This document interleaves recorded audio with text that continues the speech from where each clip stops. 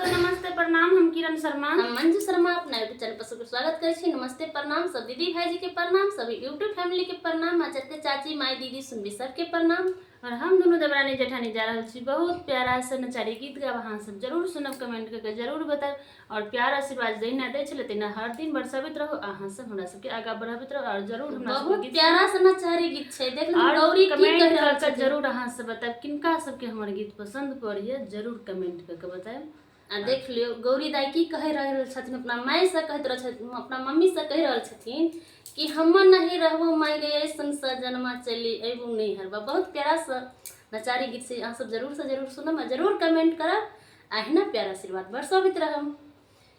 हम नहीं